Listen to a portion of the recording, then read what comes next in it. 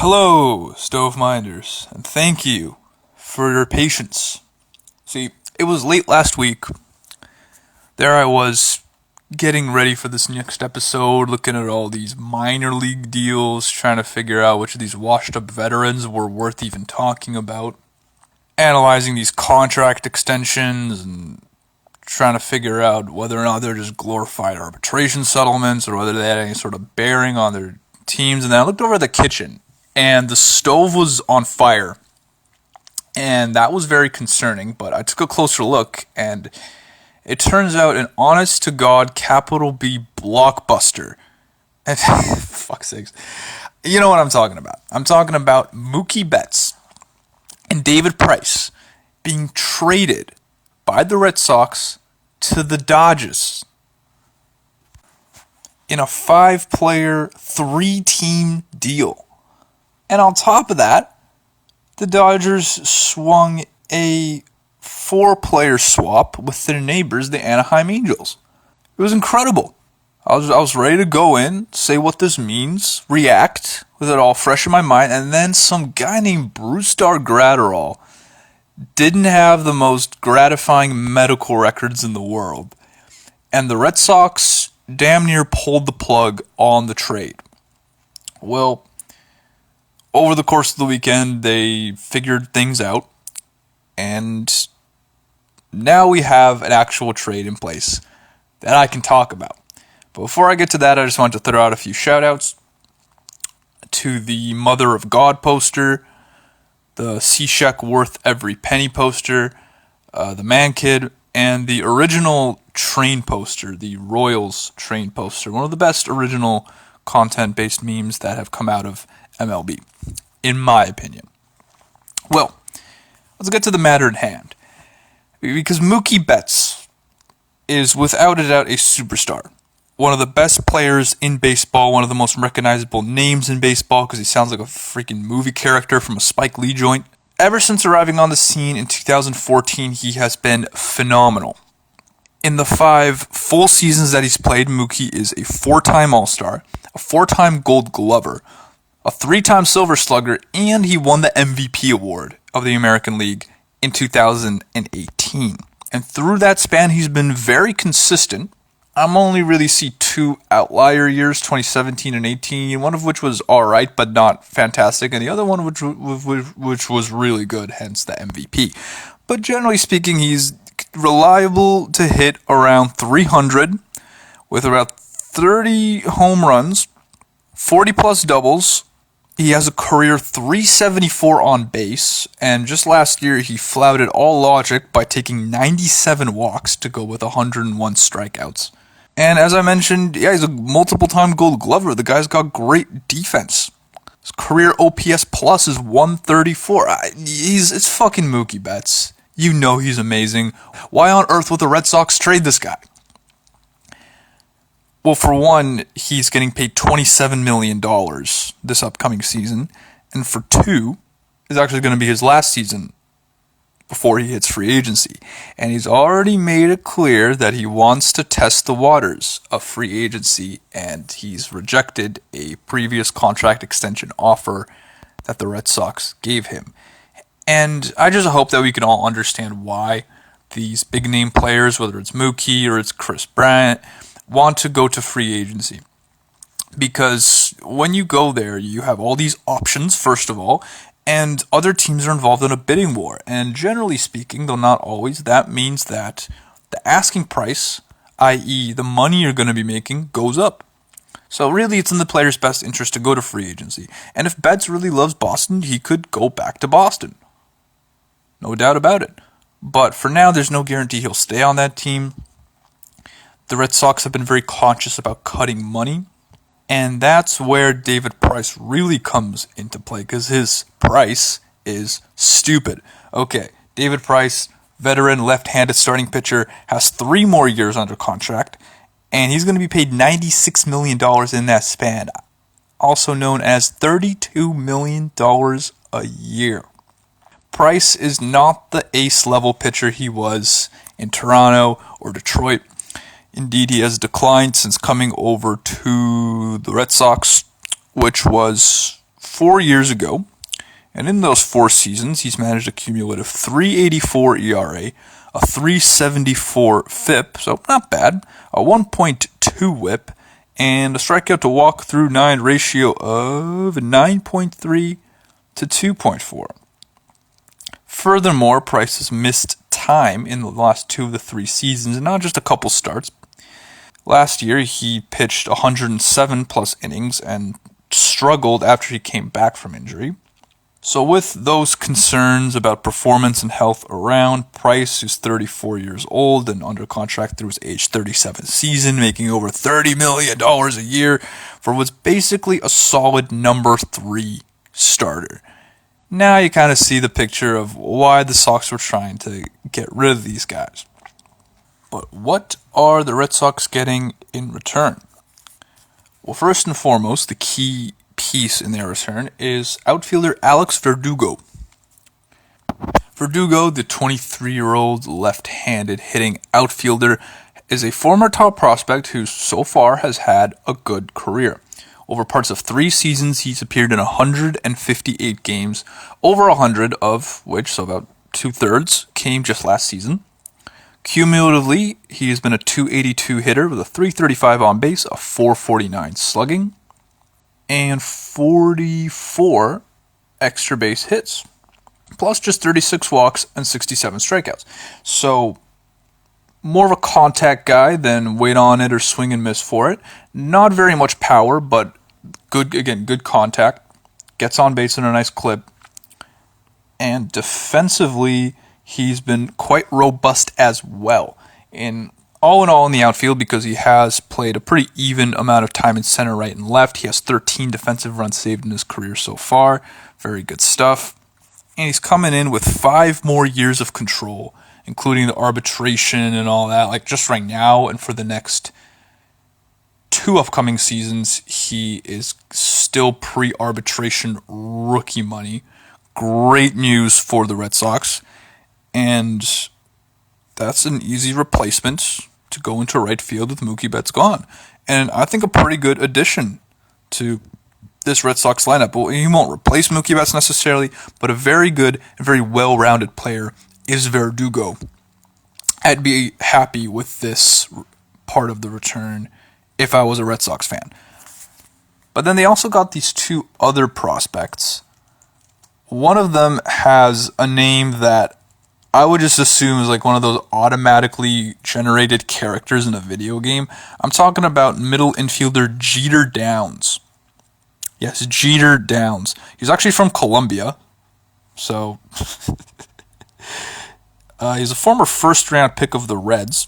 And he was traded from the Reds to the Dodgers last winter in that big Yasiel Puig, Matt Kemp, Alex Wood, Homer Bailey trade.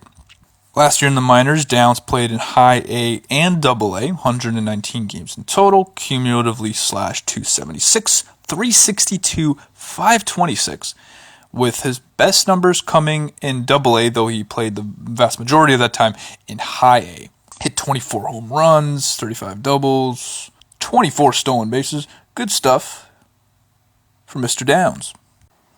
He's been invited to the Red Sox spring training camp. He's rated as the number 44 prospect in all of baseball. And with this trade, he becomes the number 1 prospect in the Red Sox system. That's huge. That is huge. As I said, he's fast. He's got power. He's coming up. This is good news for the Red Sox, especially considering that they basically have a hole at second base. And they also got a third young player in this deal, a catcher by the name of Connor Wong, 23-year-old who has played as high as Double A, where he was last season. In 2019, split across Double A and High A, about 40 games Double A, 71 games High A. He slashed cumulatively 281, 336, 541. Yeah, some more good power. 24 homers, 24 doubles, 7 triples. Struck out a lot, but doesn't seem like a bad bat to have in your back pocket around the catcher position. He was not ranked in the top 30 of Dodgers prospects. I'm not sure what his catching skills are like, but the bat is there, apparently. I think the Red Sox are okay as far as their catching goes on. They seem to be alright with the San de Leon, so shouldn't be a biggie there. And for the Dodgers, not a big loss in that department, considering they have both Keibert Ruiz and another guy named Diego Cartaya ranked above him as far as catching prospects goes. They might miss Jeter Downs, but this is such a deep Dodgers farm system. They already got Gavin Lux coming up. Corey Seager's pretty young. Not a big loss, but a nice gain of a couple good young players in Downs and Verdugo for the Red Sox. However, part of this deal that was part of the amendment was that now the Red Sox have to pay half of David Price's salary over the next 3 years. That's $16 million a year for Boston for a guy who's on another team, and just $16 million for the Dodgers to have David Price, and that's a much fairer price for a guy of his current ability. What that means in payroll is for the Red Sox, they are now down to just $191.5 million. That's $16.5 million below the luxury tax. So nice and comfortable for Chaim Bloom and company. But for the Dodgers, that means their payroll is now up and over $221 million, more than $13 million over the luxury tax. But listen, this is a team so desperate for a championship. They haven't won a World Series since 1988, and that's despite, since then, in those 3 decades, the Dodgers have been very successful. I'm talking about 11 division titles, plus 2 wildcard berths, and of course, those 2 back-to-back NL pennants in 2017 and 18, both of which they lost. This has been a talented roster for a while, and they still manage to blow it every time they get there. So what better way to just go all in, all the chips, all the cards, and your wristwatch than acquiring Mookie fucking Betts? Bet on that. Well, you might be snickering because David Price has a bit of a reputation for being a bad postseason pitcher, and to that I want to say, take a look at what this guy was doing the last time he was in October. 2018, particularly the ALCS and the World Series, when Price actually pitched pretty well. Matter of fact, just look at his numbers in the World Series. Appeared in 3 games, 2 starts, 13-plus innings, ERA under 2, WHIP under 1. Was walking quite a bit of guys, but otherwise low hits, low runs. That's what you want. Can't say the same about Clayton Kershaw. Mookie Betts is actually a bit of a different story. In his career, postseason-wise, Mookie's a .227 hitter with a .313 on base. Not very encouraging. But he's not the only guy on this team. Matter of fact, he's going from a situation where he was basically the biggest name on one of the biggest, most popular, most scrutinized baseball teams in North America to a place where he's probably going to the 3rd biggest name or face on the Dodgers behind Kershaw and Bellinger, at least the way I see it. And I think that's going to be good for several reasons. Number 1, it's less pressure. Number 2, he gets a taste of what it's like to play for a different franchise. Because from draft day to debut to the end of the 2019 season, Betts was a Red Sox, or he was in the Red Sox organization. And if he was coming into free agency with just that unilateral perspective, that would affect his choices a little bit. But now that he's going to have the added perspective of what it's like to play for a different team, I think that could be beneficial for him. And I think it could be really, really beneficial for Price because he didn't fare very well in Boston. He was heavily scrutinized. His outspokenness was not received very well. He clashed with members of the team media like Dennis Eckersley. So going over to a bit of a chiller atmosphere in LA, where he's not necessarily going to take as much heat for his salary, especially with the Red Sox paying half, and the fact that he's going to be one of several good-on-paper pitchers with questionable durability in that crazy David Roberts system where the bottom 2 spots in that rotation are essentially an open pit and guys are going to be shifting in and out. Don't worry about it, David. Don't worry about it. I think there's a chance that this new environment might be very beneficial for David Price, with some of that pressure of big market Boston coming off. So all in all, I'll say I actually like this trade. We'll have to see how it turns out. What's Jeter Downs going to develop into? Will Alex Verdugo continue the success he's had so far? Will Mookie Betts help the Dodgers finally win a World Series? Will he return to either of these two teams when he hits free agency or take a completely alternate route?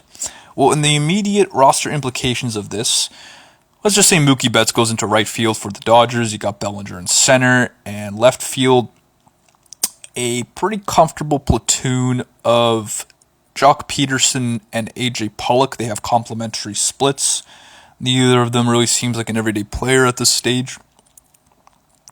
Whereas for the Red Sox, Verdugo in right field. Boom, that was easy. Jeter Downs comes up. He could see some time at second base, but again, he hasn't even come to AAA yet, so it might be till later in 2020 that we see Mr. Downs. As for David Price, number 3 in the rotation, probably, behind Kershaw and Buehler. Now, I mentioned originally this was supposed to be a 3-team deal. The Minnesota Twins were involved, but it was their player, Gratterall, whose medical records were not to Boston's liking, and so this ended up just being a direct Red Sox-Dodgers trade.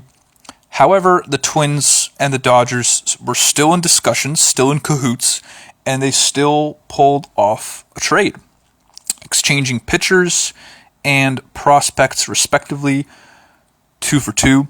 Well, most notably, it's Kenta Maeda going from the Dodgers to the Twins. Maeda, the right-handed Japanese import, has 4 more years under contract at a total of just $12 million.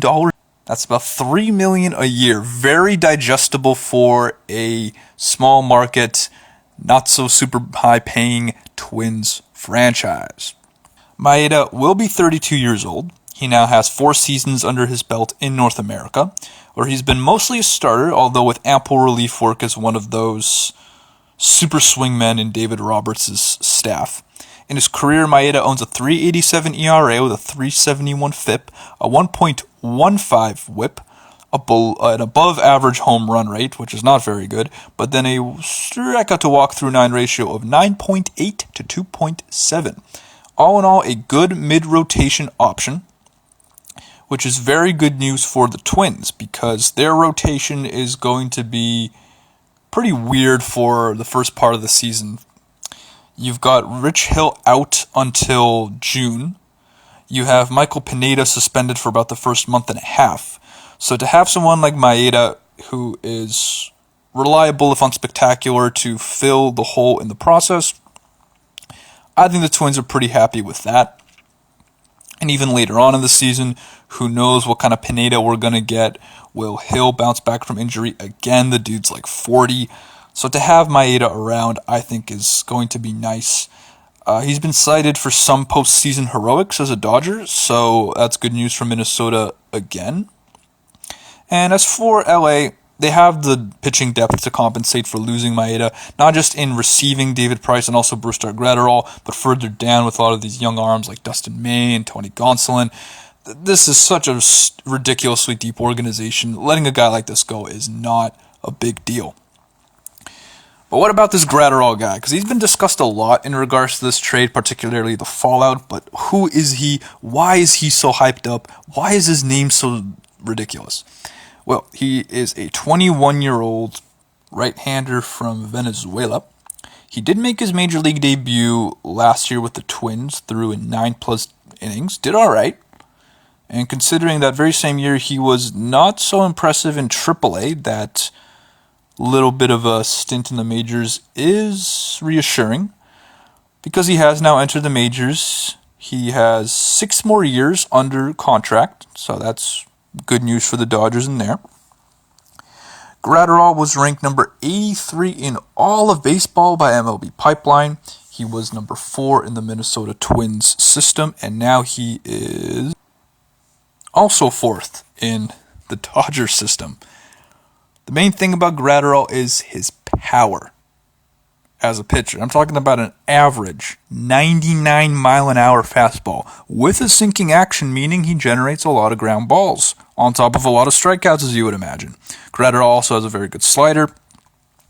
pretty enticing as a pitching prospect. However, there have been some health questions. He's been hurt here and there. And when he came to the majors, he worked exclusively out of the bullpen, despite having some history as a starter in the minors. So there's some question about where is he going to fit into any team's pitching staff. With the Dodgers, I've already mentioned the whirlpool of pitchers they got going around, so they'll fit just fine in there. And he could turn out to be a nice bullpen piece. The Dodgers have had a top-heavy bullpen for a while now. They tried to improve it, bringing in Blake Treinen, but bringing in Gratterall, I think, is even more intriguing. This dude can throw the heat. So, nice little exchange there, but there were two other players changing hands I got to talk about.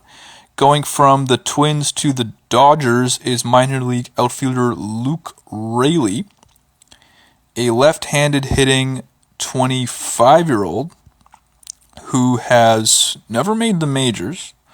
He has played as high as AAA, where he hit over 300 with an 878 OPS in 33 games last season. So a nice bit of outfield depth, especially with Betts possibly leaving in a year. And let's not forget, I know Jock Peterson didn't get traded, but he's going to get traded at some point. This is not the first time the Dodgers have tried to move this guy in the past year. So to have Luke Raley, not bad. And the Twins will receive another catching prospect. How do the Dodgers keep making these guys? Well, his name is Jair Camargo. He is from Colombia, so he's probably not related to Johan Camargo. But yes, he's a catching prospect, 20 years of age. He's only played as high as Class A. He's not hit very well in the minors so far. But he's a catching prospect. We'll see how he turns out. Not a bad swap. A reliable older pitcher like Maeda for a high-ceiling young pitcher like Gratterall. Fits into the Twins' needs, fits into the Dodgers' needs. Perfect.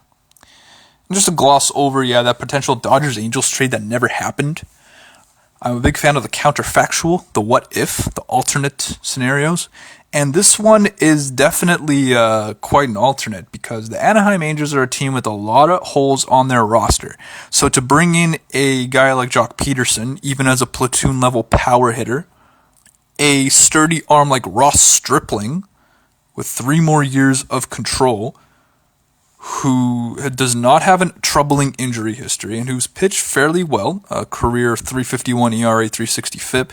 That Angels pitching staff is so bad. So Ross Stripling would arguably be one of their top 3 starters if Joe Maddon decides to employ him as such.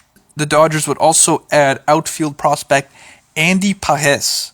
Now it looks like Andy Pages, which is so easy, right? No, this guy's from the Dominican, so let's go full Spanish. Andy Pages would also go to the Angels. 3 players, including 2 major leaguers, for Luis Rengifo, an infielder who made his debut in 2019. He was the number 7, or is still the number 7 Angels prospect. Supposed to be a really good glove, but very little power.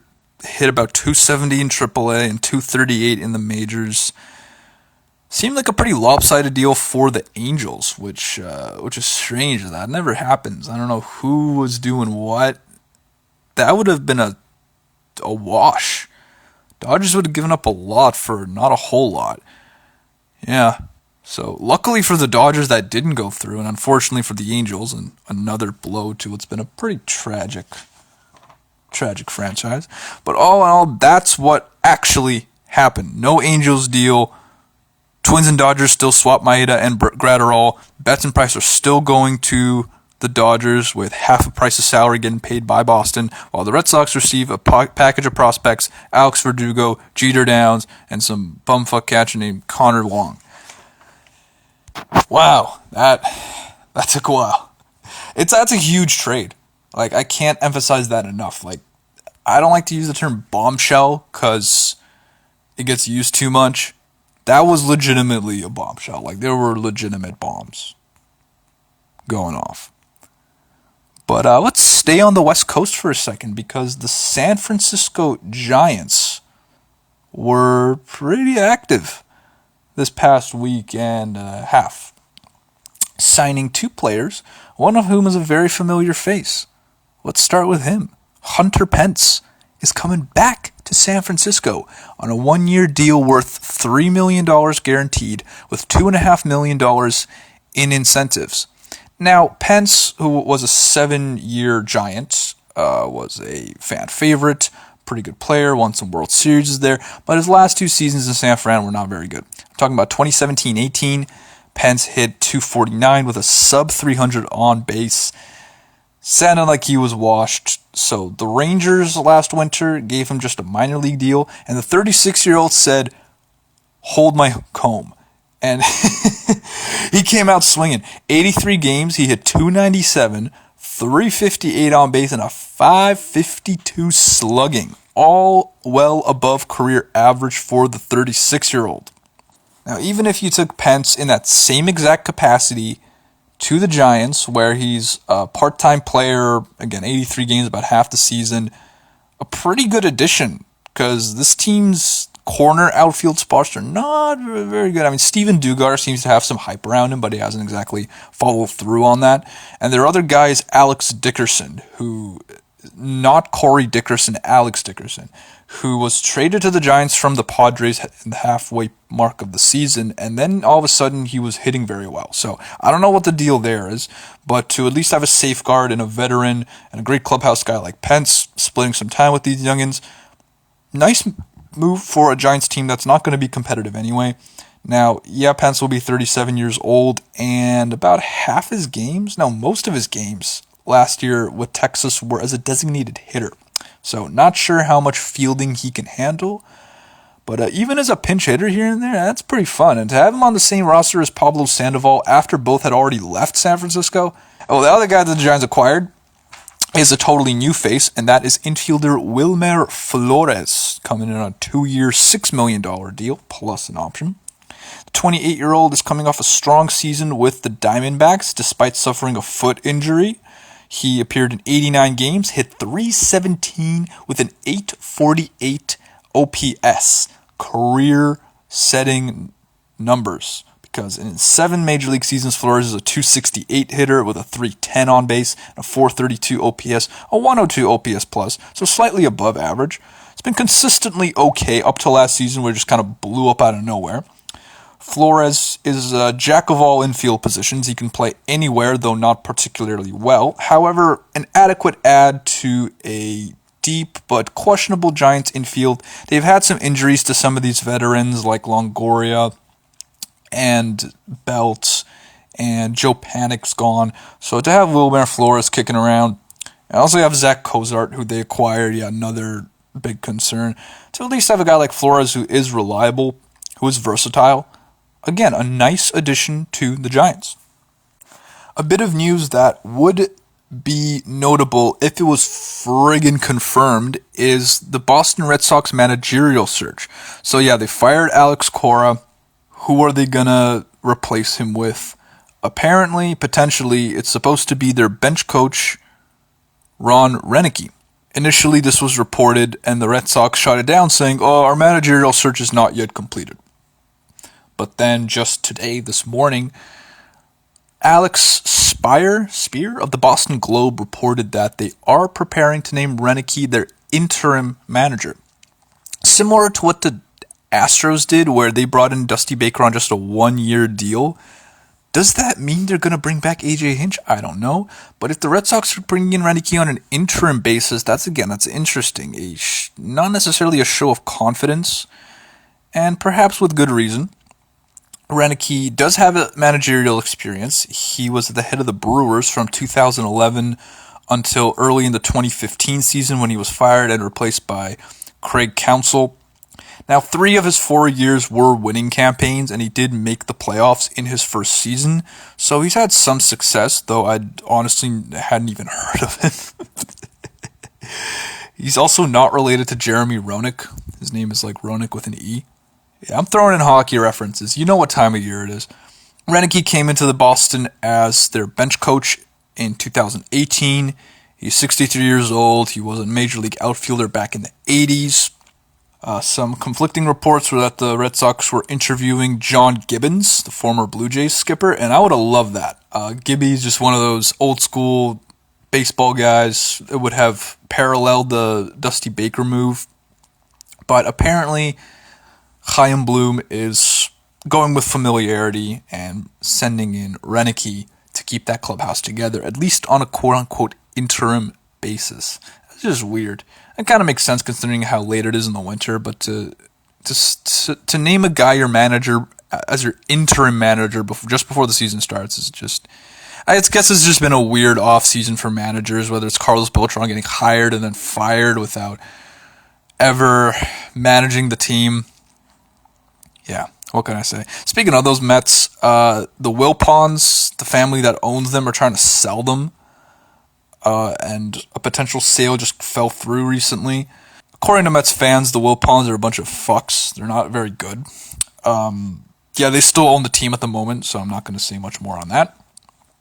Instead, I will shift over to some of these contract extensions that went down. The Seattle Mariners extended left-hander Marco Gonzalez for 4 years, $30 million plus an option. That might look like $7 and a bit million a year, but it's a very backloaded deal. Now, Gonzalez is easily the best arm in the Mariners' rotation, which isn't saying much, but over the last 2 years he's been durable with 370-plus innings pitched, an ERA just under 4, FIP of 383, so forth and so forth, 106 ERA plus. He's been alright. He's 28 years old. He's got some time left. Over in LA, the Dodgers, they weren't done yet. No, they gave Max Muncy an extension, 3 years, $26 million, which is an average of $7.2 million a year.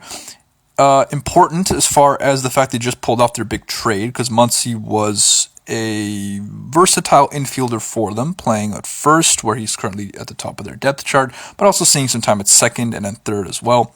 Muncy, a left-handed slugger, has been a regular in the Dodgers lineup for the last 2 years, so some stability moving forward with a lot of the roster in flux. And staying in the NL West, the Arizona Diamondbacks gave shortstop Nick Ahmed a 4-year, $32.5 million extension. That's about $8 million plus a year. Ahmed, who's now locked down to his age 33 season, is a Gold Glove shortstop. Great defender, not the best bat, but clearly seen as a key piece by the Diamondbacks. All three of those extensions, shows of confidence by the franchises in regards to those specific players. So congratulations to Gonzalez, Muncy, and Ahmed. And a lesser congratulations to these minor league deals. Veterans who have scored a chance to maybe crack a big league roster out of camp. Starting in Minnesota, I've mentioned their pitching concerns. Well, they decided to take a stab at Julius Chassin, right-hander formerly of the Brewers, coming off a pretty bad year 2019, but he was good before that, so it'll be interesting to see what Chassin, who's been both a reliever and a starter in the past, to see how he fits into that Twins rotation. I mentioned some of their pitchers. Pineda is going to be suspended. Hill's injured for half the year. And they have a Homer Bailey. Who knows what we're going to get there. So, depth, never a bad choice. The Braves decided to take a chance on first baseman Yonder Alonso. The veteran lefty is coming off a terrible 2019. But he's a career 250 to 260 hitter with some pop, so it'll be interesting to see if he could fit into that Braves lineup sometimes, at least as a pinch hitter. And just some flat-out depth moves. The Padres minor league deal to infielder Gordon Beckham. That's the former Tigers infielder, not Tim Beckham, the legendary bust Gordon Beckham, to the Padres. And the Texas Rangers going after Big Bird, Greg Bird. Will he ever reclaim anything of his rookie season glory? It doesn't seem like it, but the Rangers, this is a very Rangers move for some reason, so best of luck to Bird. And my favorite minor league deal of this past week plus has been the Colorado Rockies saying it's been a while to veteran right-hander Ubaldo Jimenez. Yes, Ubaldo Mania might just be running wild again. He's coming back. Maybe. Okay, so Jimenez hasn't pitched in the majors since 2017. And as a matter of fact, ever since he left Colorado, his career just went straight downhill. So, Ubaldo was a Rocky from 2006 to 2011. And those were some of his best years. When he left, things turned south. And that was, 9 years ago? His last season, 2017, with the Orioles, he had an ERA over 6, a FIP over 5. He's allowing a lot of hits, a lot of home runs. He led the major leagues in earned runs with 108. What's he been up to since then, you may ask? And that's a good question, I respond. Well, he was completely out of baseball for about 2 seasons, and then just this past winter, he pitched in the Dominican Winter Leagues with Licey, the Tigres, the Licey Tigers, out of Santo Domingo. Threw 29 plus innings, made 8 starts, had a 3.03 ERA, kind of putting up the same numbers he was in the average of his career. But this is a Rockies team that's always desperate for pitching, so it'd be kind of cool to see Jimenez potentially come back. Is he old? Yeah, he just turned 36. But we've seen comebacks before, so we'll see how that turns out. And a couple of injury news. Ladner BC legend James Paxton is going to be out 3 to 4 months following back surgery. Tough news for the Yankees. So Paxton's going to be out till about May or June. And it's safe to assume he will need a big rehab assignment considering he's completely missing spring training. So it'll be around halfway through the season when Paxton returns. Big blow to a team that's already going to be without Domingo Germán for the first half. He's suspended.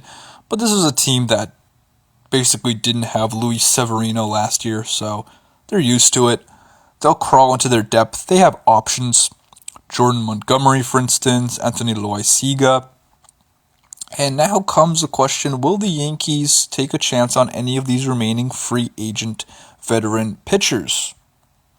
They haven't so far, and this injury was announced days ago. But some interesting guys available.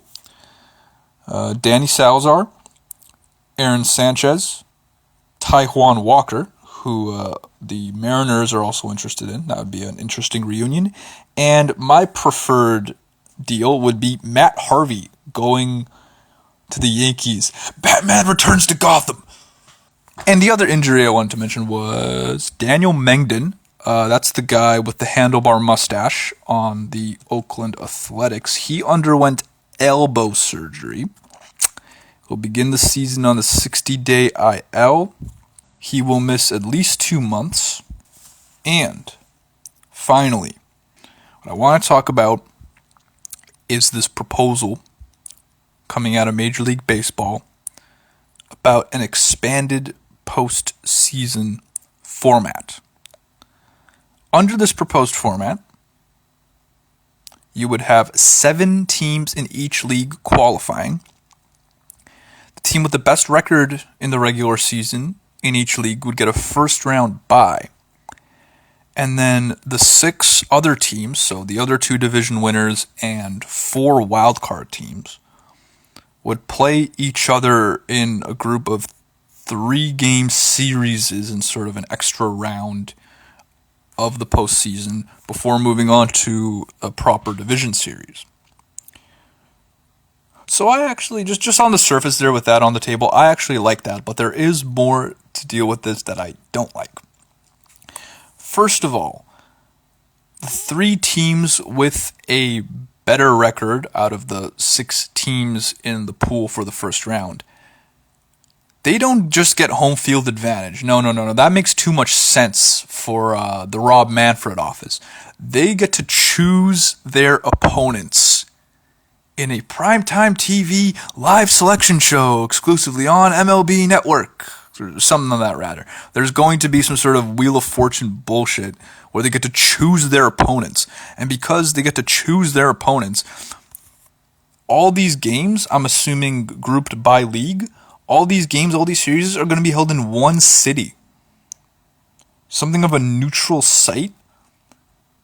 I mean, that just sucks for fans. Like, I understand logistically, less travel, more convenience, especially when you're... I don't like this. I do like it and I don't like it. Let me talk about it for a little bit. Okay, so I like expanding the playoffs. Because let's take a look at how the system would work in 2019. So the Dodgers and the Astros have a first round bye. Congratulations, you guys got to rest for a bit. And then in the NL, you have the Cardinals, Brewers, Braves, and Nationals, plus the Diamondbacks and the Mets would qualify, while in the AL it would be the Yankees, Twins, Athletics, and Rays, of course, plus the Indians and the Red Sox would also get to play in October. And again, I like that. I like expanded playoffs. There's always good teams left out of the running, and I'm not a huge fan of the argument of like, oh, well, you know what, you're letting in teams that don't deserve it into the playoffs. Not really. Not really. I mean, like, you can have your criticisms about the Mets and the Indians, but these are still teams that were winning games and that had good players, and that, you know what, give them a shot. Give them a shot, right? I don't like teams choosing their opponent, and I don't like the neutral site venue. I think that's stupid. I think it sucks for fans. It doesn't give them a chance to see their team play meaningful games. Makes a spectacle for no reason. Just give the better three teams a home field advantage. How easy was that? Wow, man, fraud. How easy was that? Well, there's been some reactions already by more relevant people than I. One of them was MLBPA chief Tony Clark, who said that he had no knowledge of these plans, but that he is open to expanding the playoffs, although he wants, obviously, a conversation. And reports state that the MLB wants to institute this as early as 2022, meaning it would be on the table coming 2021 with those CBA negotiations. And that's great, because if there's one thing I do look forward to, and I really don't want there to be a strike cutting into the season, but one thing I'd like to see is just a frank, honest, and open discussion about the state of the game in which players are given a voice. And you know what? It's 2020. These guys have the internet. They can say what they want, not just privately behind closed doors, but publicly as well. I don't know what it was like in 94 with the strike, if guys were writing op-eds in the local newspaper, but we'll at least have a bit more of a debate and discussion. And as we've seen with this and with previous changes under the Manfred regime, this guy's a lawyer. He has some sort of grand designs on baseball that they're so ignorant of what the game is actually like. Fucking 3-batter minimums and automatic runners on second in the extra innings. It's just like, I understand why the game needs to change, but this is not how you go about it. I would much rather take into account what the players, the guys who actually play the freaking game, have to say. Actually, let's see what Trevor Bauer had to say. Our guy, your boy, Bauer outage. No idea who made this new playoff format proposal, but Rob, square brackets Manfred, is responsible for releasing it. So I'll direct this to you, Rob Manfred. Your proposal is absurd for too many reasons to type on Twitter, lowercase t, and proves you have absolutely no clue about baseball. You're a joke. Thank you, Trevor. This commissioner has been a walking gong show. And you know what? If you're a lawyer brought in by the league to commish, then at least avoid the strike. That's all. Just negotiate your CBA. That's all you're here for. Don't try to oppose these ridiculous rules. Again, I'm okay with expanding the postseason format. I like that 3-game first round instead of a 1-game wildcard playoff. I like that. But some of these auxiliary rules along with this format, I'm not into. I don't like it. And that about ends Stoveminders. Let's talk Cubs. Talk CUBSCAST. So, apparently Chris Bryant is still on the trading block. Epstein and company have been talking. But that's all that we know from that. There hasn't been anything more than the Athletics' Patrick Mooney saying the Cubs are still active on the trade market and they feel a sense of urgency to do something. Was that not the case in November? They've been feeling a sense of urgency all winter. So I don't know if that's exactly going to make the wheels turn. Also, the Cubs have been looking at Taijuan Walker. He's going to have a showcase throwing for multiple teams, and the Cubs are going to be in there. And that's not a bad idea. Walker's shown some promises, even though he's had some issues as well. And the Cubs' number 5 starter job is open. Tyler Chatwood, Alec Mills, Adbert Alzolay are all potentials, but so is Taijuan Walker, I guess. And apparently the Cubs have looked at Jason Kipnis. Nope. Don't do it. So that about wraps it up for this iteration of the Stoveminders CUBSCAST. Who knows what will happen because pitchers and catchers are reporting as we speak. They're somewhere on a bus, on a plane. I know for the Cubs, guys are there. Caratini's in Mesa, Bodie's there, Contreras is there, Hayward's there. This is more than just pitchers and catchers. These are fielders reporting. They're taking batting practice. Rizzo's there. That's always good news. Happ's there. Schwarber's there. The whole team's there. Not everybody, but it seems to be more fielders than pitchers. So I don't know what the fuck's going on. But spring training is almost here. Literally 11 days for games to begin. We are weeks away from the regular season. Great news. But who knows what could happen Stove-wise, because this Betts trade was out of nowhere. Who knows? Maybe Francisco Lindor gets dealt. Maybe Chris Bryant gets traded. But we could just about say that things are really slowing down as far as all the moves and all the activity. Yasiel Puig, I guess, is still a free agent. We'll see what happens there. That's hot stove. That's